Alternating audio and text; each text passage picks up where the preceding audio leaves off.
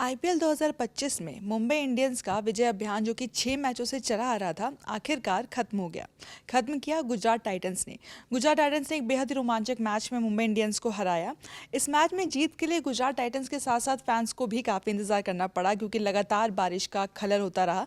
लेकिन मैच काफ़ी रोमांचक था। कभी ऐसा लगा मुंबई जीतेगी, कभी ऐसा लगा गुजरात जीतेगी, कभी लगा बारिश के कारण शायद मैच जो है वो बिना किसी रिजल्ट के खत्म हो जाए।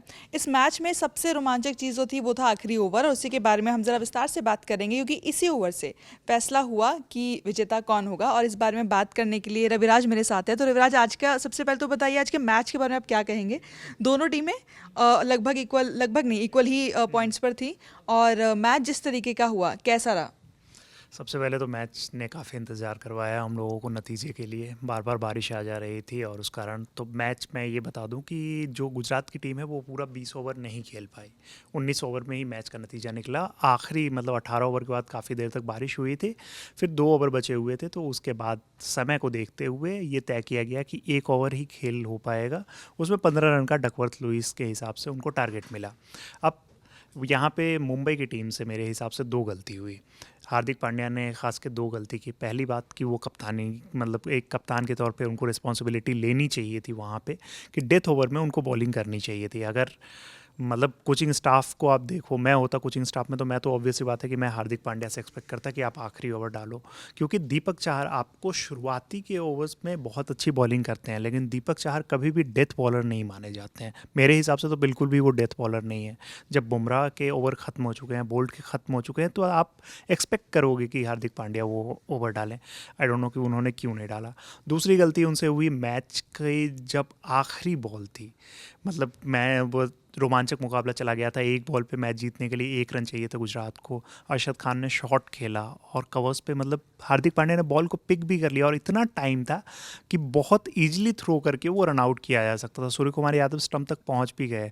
हार्दिक ने उस पर निशाना लगा दिया और निशाना लगाया, निशाना उनका चूक गया। अगर वो सूर्या को बहुत आराम से ऐसे भी बॉल फेंक के दे देते ना, तो वो विकेट मिलना था और फिर मैच जाता सुपर ओवर में, और सुपर ओवर में जाता तो फिर वहाँ से ठीक है। अब एक और चीज़ जो आपने बताई कि मुंबई की लगातार विनिंग स्ट्रीक है वो टूट गई है, तो 5 मैच के बाद विनिंग स्ट्रीक टूटी है। बट इसमें एक चीज़ हो गया कि अब गुजरात की टीम चली गई है 16 पॉइंट्स के साथ लगभग से प्लेऑफ में। मुंबई की टीम अब 14 पॉइंट पे है, लेकिन अब प्रेशर क्या हो जाता है ना कि 12 मैच हो चुके हैं उसके। अगर अगले 2 मैच हार गए तो फिर ये चीज़ें फंस जाएंगी। तो हाँ, अब ये अगर मगर वाला है, क्योंकि आज उनके हाथ से जीता हुआ मैच निकल गया है। जब 18 ओवर के बाद डकवर्थ लुइस से गेम रुका था तो उस टाइम तक मुंबई जीत रही थी, वो लोग खुश थे, लेकिन फिर अचानक से बारिश रुकी और हुआ कि 1 ओवर का गेम होगा और वहाँ से सारा पलट गया। तो तारीख बदल गई और मुंबई को लग रहा था कि परिणाम शायद उनके हिस्से में आएगा या उनके पक्ष में आएगा, लेकिन ऐसा हुआ नहीं। इस मैच के बाद अंक तालिका के बारे में जैसे राज ने बताया कि स्थिति जो है अब काफ़ी कुछ हद तक क्लियर होने लगी है कि कौन सी टीमें हैं जो कि अब पूरी तरीके से रेस में है या कौन सी जो है वो बाहर हो चुकी है। तो राज, एक बार पॉइंट्स टेबल का अपडेट देंगे, कौन सी टीम कहाँ पर है और क्या स्थिति अभी जी है। बिल्कुल। अब गुजरात टाइटंस 11 मैच में 8 जीत और 3 हार के साथ टॉप पे आ गई है, 16 पॉइंट है। आरसीबी के भी इतनी ही है, 11 मैच में 8 जीत 3 हार, लेकिन नेट रन रेट के हिसाब से गुजरात उनसे ऊपर है और उनके भी 16 पॉइंट्स है। तो मान के चलिए कि ये दोनों टीम ऑलमोस्ट क्वालिफाई कर चुकी है। पंजाब किंग्स 11 मैच में 7 जीत 3 हार और 1 मैच उनका नो रिजल्ट रहा था, तो उसके साथ 15 पॉइंट है, तो तीसरे नंबर पे वो हैं। चौथे नंबर पे अब मुंबई की टीम है। मुंबई ने लेकिन 12 मुकाबले खेल लिए हैं, तो इनके पास अब 2 ही मुकाबले बचे हुए हैं। बाकी तो ये अभी हाल है, 11 में 6 जीत के साथ दिल्ली की टीम के भी 13 पॉइंट है और वो भी मतलब रेस में है। तो अभी ओवरऑल यही है कि मुंबई की टीम आज जीत जाती तो उनके लिए बहुत आसान हो जाता। अब 2 मैच जो हैं उनको ये है करो या मरो वाली सिचुएशन है। अगर दोनों मैच हार गए तो वो फंस जाएंगे, क्योंकि अब सारी टीम्स जो हैं वो कंटेंशन में आ गई है। तो यही फ़िलहाल है। और जहाँ तक बात है गुजरात टाइटंस की, तो उन्होंने इस जीत के साथ अपने आप को ऑलमोस्ट कंफर्म कर लिया है प्लेऑफ में।